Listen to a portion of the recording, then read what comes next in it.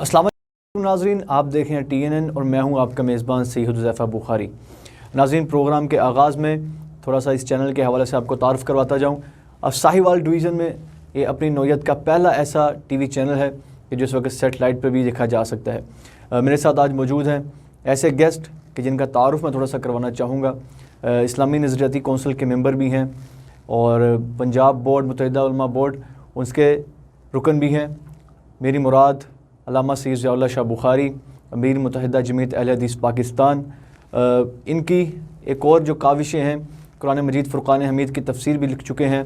کئی کتابوں کے مصنف بھی ہیں اور کئی عربی زبان کی کتابوں کے مترجم بھی ہیں، کئی کتابوں کے ترجمہ کر چکے ہیں اور گزشتہ 32 سال سے اتحاد امت کا علم بلند کیے ہوئے ہیں۔ بہت شکریہ آپ کا، آپ نے ہمیں ٹائم دیا۔ تھوڑا سا آغاز پروگرام کا اس نوعیت سے کروں گا کہ ہمارے ناظرین اور جو ہمیں دیکھ رہے ہیں، ہمارے چاہنے والے، ہمارے سامعین، وہ یہ اس چیز سے آگاہ ہو سکیں کہ آپ کی کاوشوں کے حوالے سے کہ جو 32 سال سے آپ نے اتحاد امت کا جو علم بلند کیا ہے، کیا آپ کو ایسا ایشو نظر آیا تھا 32 سال پہلے جب آپ اس فیلڈ میں آئے جو دین کی تبلیغ کی فیلڈ تھی، کہ آپ کو ایسا ایشو کون سا نظر آیا کہ جس کے دیکھتے ہوئے آپ نے اتحاد امت کا بلند کرنے کا علم سوچا؟ بسم اللہ الرحمن الرحیم۔ میں سب سے پہلے آپ کے ادارہ TNN کا انتہائی شکر گزار ہوں کہ جنہوں نے آج مجھے اپنے اس اسٹوڈیو میں حاضر ہونے کی دعوت دی، اور یہاں پہنچ کر میں نے جب اس ادارے کو وزٹ کیا تو میرے دل سے بڑی دعائیں نکلی اس ادارے کے لیے۔ اللہ تعالیٰ اس کو دن دوگنی رات چوگنی ترقی عطا فرمائے، اور یقیناً اس خوبصورت ادارے سے ہمارے اس علاقے کے حسن میں، خاص طور پر ساہیوال شہر کے جمال میں، خوبصورتی میں بہت اضافہ ہوا ہے۔ میں اس کی انتظامیہ کے لیے بھی اللہ تعالیٰ کی بارگاہ میں دعا گو ہوں، اللہ تعالیٰ انہیں اپنی حفاظت میں اور ان کو عافیت میں رکھے اور انہیں مزید ترقی سے ہمکنار فرمائے۔ ان کے مقاصد یقیناً بہت ہی پاکیزہ، اور ملک اور قوم کی خدمت کی جو سوچ ہے، اللہ تعالیٰ اس کو مزید برکت عطا فرمائے۔ جہاں تک تعلق آپ کے سوال کا ہے کہ میں نے اس اتحاد امت کا جو فریضہ ہے یا اس کا علم ہے، میں نے وہ کیوں تھاما، تو سب سے پہلی بات تو یہ ہے کہ اللہ تعالیٰ نے ہمیں اس کا حکم دیا ہے، وَاعْتَصِمُوا بِحَبْلِ اللَّهِ جَمِيعًا وَلَا تَفَرَّقُوا، کہ اللہ کی رسی کو مضبوطی سے تھامے رہو اور آپس میں فرقہ واریت میں مت بٹو۔ اللہ تعالیٰ فرماتے ہیں، نبی کریم رؤوف الرحیم جناب محمد مصطفیٰ احمد مجتبیٰ صلی اللہ علیہ وآلہ وسلم کو مخاطب کر کے فرماتے ہیں، ان الذین فرقوا دینہم وکانوا شیعا لست منہم فی شیء، اے میرے محبوب کریم صلی اللہ علیہ وآلہ وسلم، جو لوگ اپنے دین میں فرقے بنا لیتے ہیں، آپ کا ان سے کوئی تعلق نہیں ہے۔ یعنی اتنا بڑا یہ گناہ اور اتنا بڑا جرم ہے۔ تو سب سے پہلی بات تو یہ ہے کہ اللہ تعالیٰ کا حکم ہے کہ ہم اتحاد امت کے اس راستے پہ گامزن رہیں۔ نبی کریم صلی اللہ علیہ وآلہ وسلم نے بھی ہمیں یہی تعلیم دی ہے۔ تو بحیثیت امتی ہمارا یہ فرض ہے کہ المؤمن للمؤمن کالبنیان یشد بعضہ بعضا مثل المؤمنین فی توادہم وتراحمہم وتعاطفہم کمثل الجسد الواحد اذا اشتکا من عضو تداعی لہ سائر الجسد بالسہر والحمى۔ نبی کریم علیہ السلام نے ہماری مثال ایک دیوار میں لگی اینٹوں سے دی، کبھی ہماری مثال ایک بدن کی مثال دی۔ تو یقیناً جب ہمیں یہ تعلیم دی گئی ہے کہ ہم نے آپس میں ایک دوسرے کے ساتھ تعاون کرنا ہے، محبت کرنی ہے، اخلاق کے ساتھ رہنا ہے، ایک دوسرے کے احترام کرنا ہے، تو اس کے یقیناً بحیثیت ایک مسلمان یہ ہمارے فرائض میں اور دینی ذمہ داریوں میں شامل ہے۔ تیسری بات، ہم جس وطن میں رہتے ہیں یہ ملک بہت ہی اللہ کی ایک نعمت کی حیثیت رکھتا ہے۔ پاکستان کا مطلب کیا؟ لا الہ الا اللہ، اس کلمہ طیبہ کی برکت سے اللہ تعالیٰ نے ہمارے اس ملک کو بے شمار نعمتوں سے سرفرازہ ہوا ہے۔ اتنی نعمتیں دنیا جہاں میں گھومنے پھرنے والے، میں نے چونکہ خود بڑی دنیا گھوم پھر کے دیکھی، اس لیے علی وجہ البصیرت یہ بات کہہ رہا ہوں کہ نبی کریم صلی اللہ علیہ وآلہ وسلم اور اللہ تعالیٰ نے ہمیں جو پاکیزہ تعلیم دی، لا الہ محمد الرسول اللہ، کلمہ طیبہ کی، اس کی بنیاد پہ جو ملک مارز وجود میں ہے، اس میں اللہ نے اتنی نعمتیں ہمیں عطا کی ہیں، تو ان نعمتوں کا، اس ملک کا اس وطن کا، اس دھرتی کا، اور اس کے لیے اللہ تعالیٰ نے ہمیں بہترین دنیا کی دفاع کرنے والی جو ہمیں دفاعی ادارہ دیا ہے فوج کی شکل میں، وہ اللہ دنیا کا بہترین ادارہ ہے۔ تو اللہ کی ان نعمتوں کا ہم سے یہ تقاضا ہے، ہم اس ملک کو پرامن رکھنے کے لیے، اس ملک کو مضبوط رکھنے کے لیے، ہم اس ملک کے دفاع کو یقینی بنانے کے لیے اپنا اپنا کردار اپنے اپنے دائرہ کار میں رہتے ہوئے ضرور ادا کریں۔ اللہ کے ہاں ہماری اس بات کے حوالے سے بعض پرس ہونے والی قیامت کے دن، اس لیے میں نے اپنا یہ فرض سمجھا، دینی بھی، ایمانی بھی، اور اس کے ساتھ ساتھ قومی، ملکی اور ملی بھی، کہ میں اتحاد امت کے اس پرچم کو تھام کے چلوں۔ اور الحمدللہ ہم نے اس راستے پہ چل کر جہاں چھوٹی موٹی ہم نے پریشانیاں بھی اٹھائی ہیں، لیکن میں یہ سمجھتا ہوں میرا ضمیر مطمئن ہے، میرے رفقاء، میرے ساتھیوں کا ضمیر مطمئن ہے کہ ہم نے وہ راستہ چنا جو اللہ رسول صلی اللہ علیہ وسلم کا پسندیدہ راستہ ہے، اور جس راستے پہ چل کر ہم ملک کی بہتر خدمت کر سکتے ہیں، اور ہمیں اللہ نے بے شمار اس حوالے سے کامیابیوں سے بھی ہمکنار فرمایا۔ علماء کرام کی ایک جماعت نے اور ہماری حکومت پاکستان نے ایک متفقہ بیانیہ جاری کیا جس میں اتحاد امت کا درس دیا گیا۔ اس حوالے سے گفتگو کریں گے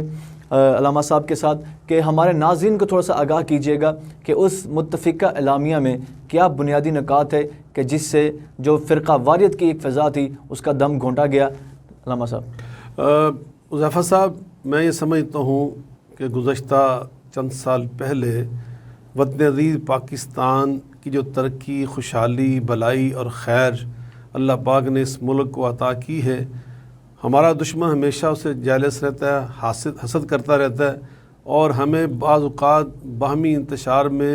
پھنسانے کی کوشش کرتا رہتا ہے۔ تو میں یہ سمجھتا ہوں کہ ہر دور میں علماء کرام نے، دینی زعماء نے، منبر و محراب کے وارثان نے بہت حد تک اپنا کردار پاکیزہ انداز میں ادا کیا۔ ابھی کچھ سال پہلے انہوں نے سب نے مل کر ایک دستاویز پر دستخط کیے، 2200 کے قریب علماء کرام تھے، ایوان صدر میں بیٹھ کر ہم نے اس پر سب نے اتفاق کیا، اور اس متفقہ بیانیہ کا نام ہے پیغام پاکستان، اور اس پیغام پاکستان کو ایوان صدر سے اس کا اصدار کیا گیا، اس کو جاری کیا گیا، اور اس میں جو بنیادی چیز وہ یہی تھی کہ وطن عزیز پاکستان میں بسنے والے تمام کلمہ گو ہم ان کا احترام کریں، ہم انہیں مسلمان سمجھیں، ایک دوسرے کے بارے میں کفر کے فتوے یہ صادر نہ کریں۔ ہمیں اللہ رسول نے اس کا حق نہیں دیا،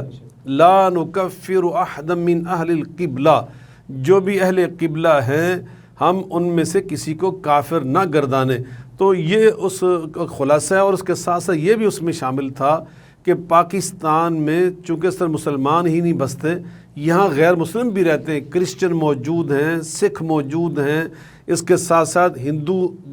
کافی تعداد میں موجود ہیں، پارسی موجود ہیں۔ تو اس حوالے سے جو غیر مسلم شہری ہیں، پاکستانی ہیں، یہاں کے سٹیزن ہیں، وہ بھی ہمارے لیے بہت ہی محبت اور ہماری محبت اور شفقت کے، اور ہماری نرمی اور ہمارے اخلاق کے برتاؤ کے وہ مستحق ہیں۔ ہمیں اللہ رسول کی یہ تعلیم ہے کہ ہم ان کے ساتھ اچھا برتاؤ کریں۔ لا ینہاکم اللہ عن الذین لم یقاتلوکم فی الدین ولم یخرجوکم من دیارکم ان تبروہم وتقسطوا الیہم، کہ ہم ان کے ساتھ انصاف کریں، ان کے ساتھ اچھا برتاؤ کریں۔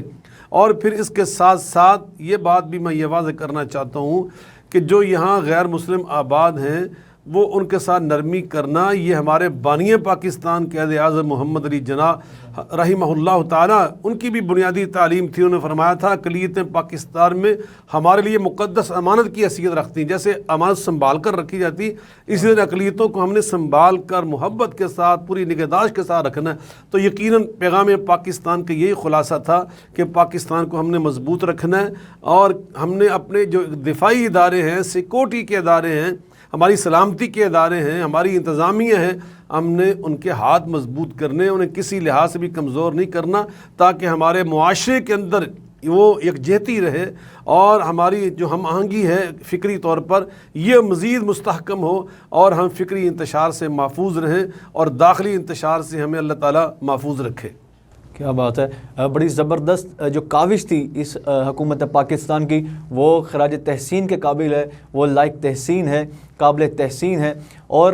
ایک کوشش تھی حکومت پاکستان کی طرف سے اور ممبر و محراب کے وارثان کی طرف سے کہ جو تفرقہ اور فرقہ واریت کی ایک دیوار کھڑی کی گئی تھی اس کو گرا دیا گیا تھا اور اتحاد امت کی ایک بہت عمدہ مثال پیش کی گئی۔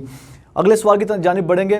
آپ ابھی ہماری ٹیم کی طرف سے بھی آپ کو مبارکباد پیش کرتے ہیں، TNN کی طرف سے مبارکباد پیش کرتے ہیں آپ کو ممبر اسلامی نظریاتی کونسل بننے پر۔ تھوڑا سا ہمارے ناظرین کو آگاہ کیجیے گا کہ جس پلیٹ فارم کا آپ حصہ بنے ہیں اس کی بنیادی کاوشیں کیا ہیں اور کس چیز کے لیے یہ ادارہ تشکیل دیا گیا ہے۔ میں سب سے پہلے تو آپ کا شکریہ ادا کرتا ہوں کہ آپ نے اور آپ کے ادارہ نے جس محبت کے ساتھ اور بڑے دل کی چاہت اور خلوص کے ساتھ مجھے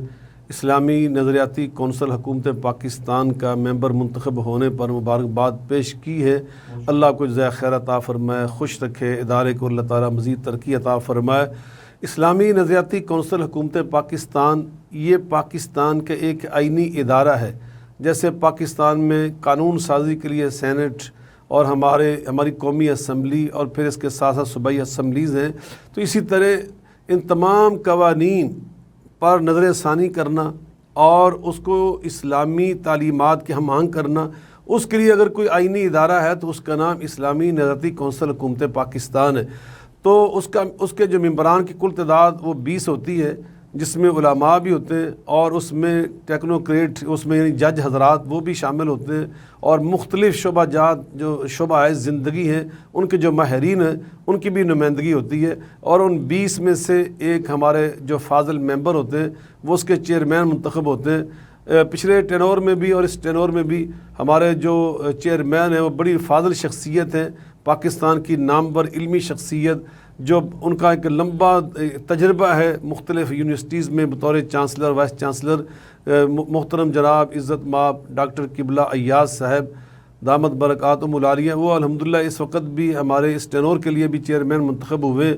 تو یہ اس ادارے کا کام ہوتا ہے کہ جتنی بھی قانون سازی ہو رہی ہے اس پہ وہ نگاہ رکھے، اور ایوان صدر سے، ایوان وزیر اعظم سے، اور اس کے ساتھ ساتھ سینٹ سے، قومی اسمبلی سے، صوبائی اسمبلی سے جو قانون سازی کے لیے چیزیں ہوتی ہیں وہ یہاں بھیجی جاتی ہیں، ان پہ نظر ثانی کی جاتی ہے، اور اس کے جو فاضل ممبران ہوتے ہیں وہ اس پر بہت ہی میں سمجھتا ہوں جانفشانی کے ساتھ اپنی نگرانی کرتے ہیں، اور اس میں اپنی علمی آراء سے اس کو مزین کرتے ہیں، اور پھر وہ قانون پاکستان کے قانون کا حصہ بنتا ہے، ان کا حصہ بنتا ہے۔ تو یہ ایک ادارہ بڑی اہمیت کا حامل ہے۔ گزشتہ دنوں جب یہ ہماری نئی کونسل معرض وجود میں آئی تو پرائم منسٹر عزت مآب جناب عمران خان صاحب انہوں نے ہمیں اپنے ایوان میں بلایا تھا، وزیر اعظم صاحب کے جو ایوان ہے وہاں انہوں نے بلا کر ہمیں دعوت دی، اور اس کے ساتھ ساتھ انہوں نے یہ خواہش کی کہ ہم یہ چاہتے ہیں کہ پاکستان کو جس طرح ریاست مدینہ کے تناظر میں ایک اسلامی ریاست بنانے کی، ایک فلاحی ریاست بنانے کی وہ کوشش ہے،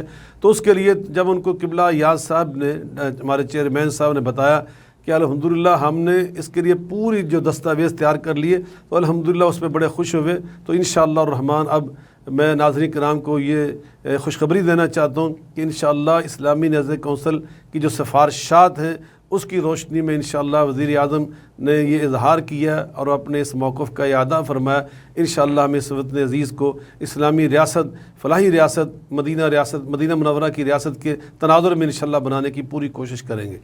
بہت خوب، علامہ صاحب نے اس عوام کو بھی خوشخبری دی ہے کہ انشاءاللہ آنے والے وقت میں جو ریاست مدینہ کا ایک ماڈل ہے ہمارے سامنے، کوشش کریں گے کہ پاکستان کے جو قوانین ہیں اس کے مطابق بنانے کی کوشش کی جائے۔ جیسا کہ ہم جانتے ہیں ناظرین کہ ہمارے پاکستان کی جو آبادی ہے وہ کافی زیادہ تعداد میں ایک خاص تناسب ہے کہ اس میں نوجوانوں کی شمولیت ہے، ایک یوتھ ہمارے پاس کثیر تعداد میں موجود ہے۔ پروگرام کے آخر میں اختتام پر میں علامہ صاحب سے گزارش کروں گا کہ اس یوتھ کے لیے کوئی پیغام دینا چاہیں۔ بلا شبہ کسی ریاست میں نوجوانوں کی جو تعداد ہوتی ہے یہ اللہ تعالیٰ کا ایک بہت بڑا انعام ہوتا ہے۔ میں ناظرین کرام کو ایک ایسی خبر سنا رہا ہوں جس کو سن کر ان کے دل خوش ہوں گے۔ پوری دنیا میں سروے ہوا ہے کچھ عرصہ پہلے، اور اس سروے کے نتیجے میں بعض ممالک میں یوتھ کا جو تناسب تھا، جو شرح تھی نوجوانوں کی اس کی آبادی میں، اس سے 6% تھی، بعض ممالک میں 10% تھی۔ دنیا میں صرف ایک ایسا ملک ہے کہ جہاں پر نوجوانوں کی جو شرح اور تناسب ہے آبادی میں وہ 70% ہے، تو وہ ریاست اس کا نام اسلامی جمہوریہ پاکستان ہے۔ الحمدللہ پاکستان کے پاس جو نوجوانوں کی کھیپ ہے دنیا میں کسی ملک کے پاس نہیں ہے، تو انشاءاللہ ان کے پاس صلاحیتیں بھی بہت باصلاحیت نوجوان وہ پاکستان میں وہ چھوٹی مشینوں سے چھوٹے انجنوں سے ہوائی جہاز بنانے کی صلاحیت رکھتے ہیں، اور اس طرح کے بہت کار ہے نمایاں، اور اللہ کے فضل و کرم سے یہ ہر لحاظ سے اللہ نے ان کو صلاحیتوں سے مالا مال کیا ہوا ہے۔ تو میں یہ سمجھتا ہوں پاکستان کی جو نوجوان نسل ہے، میں بحیثیت ایک دین کا خادم اور ملک کا خادم پورے یقین سے یہ بات کہتا ہوں، ذرا نم ہو تو یہ مٹی بڑی زرخیز ہے ساقی، ان کی سر رہنمائی کی ضرورت ہے، اور ان کی انگلی پکڑ کر انہیں صحیح راستے پر کھڑا کرنے اور پھر ان کی تھوڑی سی حوصلہ افزائی کرنے کی ضرورت ہے۔ تو میں یقین دلاتا ہوں یہی گنچے کھیلیں گے تو گلستہ ہوگا، یہ دنیا میں ایک انشاءاللہ مایا ناز کردار ادا کرے گی یہ قوم اور ہمارے یہ نوجوان۔ تو میں اپنے نوجوانوں سے بھی عرض کرنا چاہوں گا کہ وہ اپنے اللہ اور اللہ کے رسول اپنے محبوب صلی اللہ علیہ وسلم کی جو پاکیزہ تعلیمات ہیں ان کو سینے کے ساتھ لگائیں اور ان کے مطابق اپنا کردار ادا کریں، بڑوں کی عزت کریں، چھوٹوں پہ شفقت کریں، اپنے ملک کے ساتھ مخلص رہیں، اور اس کے لیے اپنی جو صلاحیتیں ہیں توانائی ہیں ان کو صرف کریں، کبھی مایوسی کا شکار نہ ہوں، اور جو بھی محنت مشقت کر کے رزق حلال کمایا جا سکتا ہے اسے کبھی گریز نہ کریں اور اسے کبھی اس کو عار نہ سمجھیں۔ نبی کریم صلی اللہ علیہ وسلم کی یہی تعلیم ہے، یہی آپ کو اسوہ حسنہ ہے۔ اللہ کے رسول صلی اللہ علیہ وسلم نے ہمیں ہر لحاظ سے رزق حلال کمانے کی تعلیم دی، حتیٰ کہ آپ نے صحابہ کو فرمایا کہ جنگل سے جا کر لکڑیاں کاٹ کر لے آؤ اور لا کر بازار میں بیچو، رزق حلال کماؤ۔ وہ مانگنا اور اس طرح کے کام ان سے آپ نے ہمیں منع کیا ہے۔ ہمارا ضمیر بلند رہنا چاہیے، ہماری سوچ پاکیزہ رہنی چاہیے، محنت مشقت کر کے رزق کمانا ہمیں اس کی عادت ڈالنی چاہیے۔ اس سے انشاءاللہ آپ کے اندر اللہ اور خیر پیدا کرے گا اور صلاحیتیں پیدا کرے گا، اللہ آپ کے رزق میں خیر و برکت عطا فرمائے گا۔ بہت خوبصورت علامہ صاحب نے اس جو آخر میں ہمارے نوجوانوں کو میسیج دیا ہے، ہماری یوتھ کو میسیج دیا ہے، وہ سچی بات ہے۔ یہ 2-3 منٹ میں ایسا میسیج ہے کہ دریا کو کوزے میں سمیٹ دیا ہے۔ امید کرتا ہوں ناظرین آپ کو ہمارا آج کا پروگرام پسند آیا ہوگا۔ انشاءاللہ اگلے پروگرام میں ایک نئے گیسٹ کے ساتھ، ایک نئے عنوان کے ساتھ آپ کی خدمت میں حاضر ہوں گے۔ تب تک کے لیے اجازت دیجیے اپنے میزبان سید حذیفہ بخاری کو۔ اللہ نگہبان۔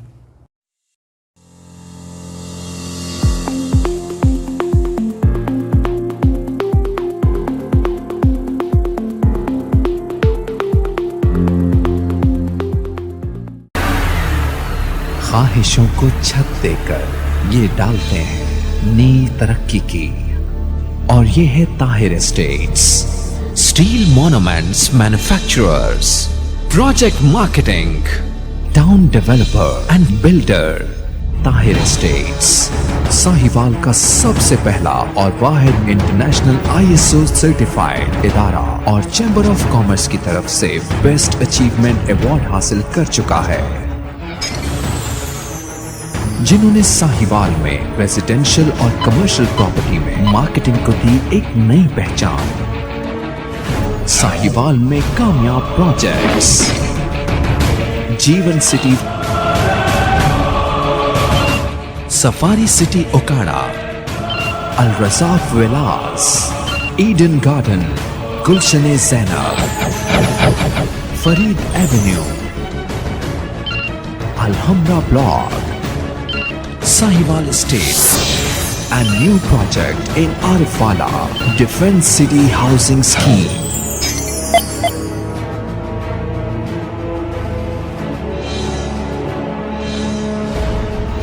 The largest marketing network in real estate.